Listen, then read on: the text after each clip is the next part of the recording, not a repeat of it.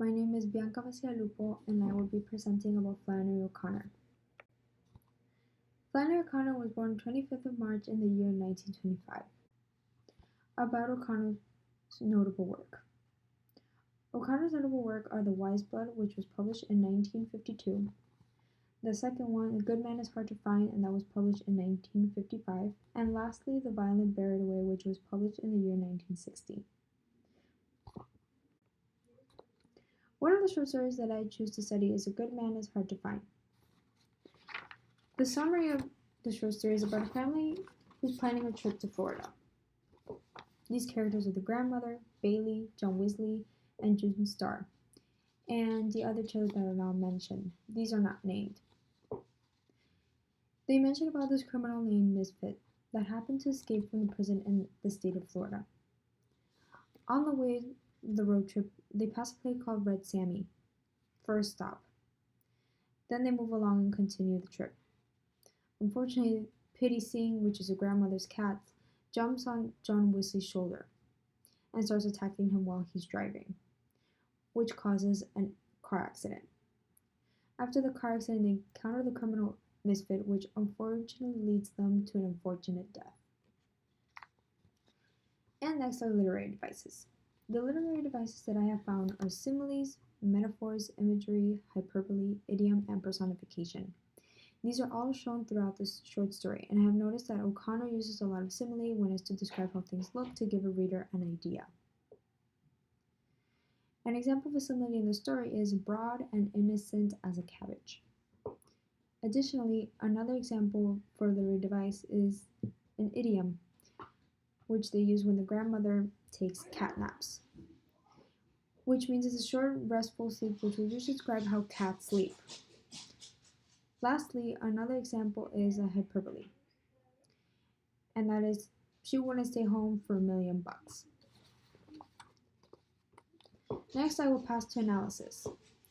I will be mentioning about the themes of the short story, which are racism, religion, sin, death as a test of faith.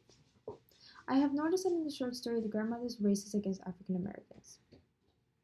O'Connor shows in the story when the grandmother says against them. For example, when the grandmother in the story tells a joke to the children about them, which seems pretty racist.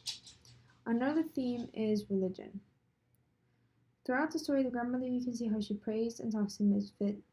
Throughout the end of the story, had to pray to Jesus so Misfit can be helped and saved according to the grandmother. Nonetheless, sin is also one of the themes. When the grandmother says, "Why, you're one of my babies, you're one of my children," to Misfit while she touches his shoulder, and the grandmother refers that he's forgiven for all of his sins, which unfortunately leads to death as a test of faith, hoping that through religion she would have saved her own life. Another story that I chose to study is Good Country People. The summary of the story begins with introducing the characters. The characters are Miss Freeman, Miss Hopewell, Joy, who is the daughter of Miss Hopewell, Gladys, and Karen May, who are the daughters of Miss Freeman. However, these characters are not really mentioned in the story. To continue, Miss Hopewell and Joy meets a boy named Pointer, who tries to sell a Bible to them. Pointer ends up befriending Joy, and eventually they fall in love, and Joy lies about her age, since Pointer is 15 and she's 30. She told him that she was 17. Afterwards, Pointer takes Joy out for a picnic. Joy ends up confessing about herself to Pointer. The story ends with Pointer betraying Joy and then steals her artificial leg, since Joy has a disability. Next, we have literary devices. And I noticed similar to the first story that I analyzed, O'Connor uses a lot of literary devices. In the story, I found metaphors, similes, hyperbole, idiom, and personification. I noticed this style of writing of O'Connor, comparing and describing things to help the reader imagine what is happening. Next, in analysis, I have noted the themes such as religion and disability.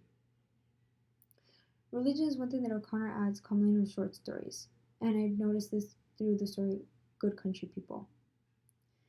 The secondary character Pointer mentions a lot about God and salvation. This is when the religion comes in. And Joy eventually argues with Point about her point of view of not believing in God, since it is mentioned that she's an atheist. The next theme I noticed is disability, because Joy has an amputated leg due to an accident that happened when she was 10 years old. Therefore, she wears an artificial leg. Her disability is mentioned throughout the whole story. The last story I decided to study is titled A Temple of the Holy Ghost. And the summary is that the main character is a child, and this character is not named. She is a 12-year-old girl. It starts off with her isolating herself from her cousins. Her cousins are visiting from a covenant school for the weekend, and she doesn't want to hang out with them. The cousins are named Joanne and Suzanne. They're close to each other.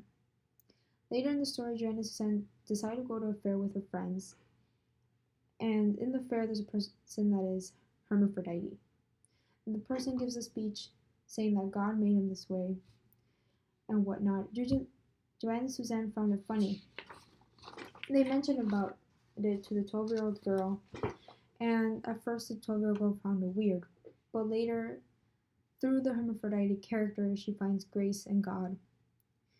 Since O'Connor mentions a lot about religion in her stories, and the 12-year-old child ends up in a covenant school. Next, for literary devices. In this text, O'Connor uses a lot of metaphors. The metaphors in the text, however, are long, usually describing a facial expression or a landscape. She as well uses imagery to describe people and their action. And I also found idioms and hyperboles. And one example of hyperbole in the story is, "But I am a million times smarter," which the 12-year-old girl tells that to one of her cousins. Nonetheless, in analysis, the themes that I found are isolation and religion. Isolation because at the beginning of the story, the child isolates herself from her cousins, not wanting to hang out with them. And religion because through the story it's mentioned about the grace of God and acceptance from God. Like the rest that I've studied from O'Connor, religion is mentioned a lot. Next, in O'Connor's style, in her stories, she's very descriptive in her stories and uses a lot of literary devices, such as symbolism, imagery, simile, and metaphor. I noticed that she used to describe how things appear. On the other hand, the theme that O'Connor commonly uses is religion. Even though I also noted there was racism in the theme, by the way O'Connor dresses African Americans, but it can be understood why O'Connor did this because in her time there was a lot of racism. Lastly, the reason why I would recommend Flannery O Connor short story is because not only they're very entertaining and very descriptive, she uses religion and morality very well in her short stories. I noticed that O'Connor puts her characters in sinister and difficult situations, which gives it a twist in her stories and make it more interesting. It's something unpredictable and definitely worthwhile. Thank you. She was a novelist, short story writer, and essayist. O'Connor was born in Savannah, Georgia. She was the only child of Edward and Regina O'Connor. She attended St. Vincent's Grammar School and Sacred Heart Parochial School for Girls in Savannah. O'Connor attended Peabody High School and, having a talent for drawing, served as an art editor of the school newspaper, the Peabody Palladium. When she graduated in 1942, she attended Georgia State College for Women in Milledgeville. In college, Mary Flannery developed a passion for reading and writing. Her talent was recognized and rewarded with scholarships for a master's degree. She then decided to attend the School for Writers at Iowa State University. In Iowa, she later became known as Flannery O Connor, leaving her first name behind.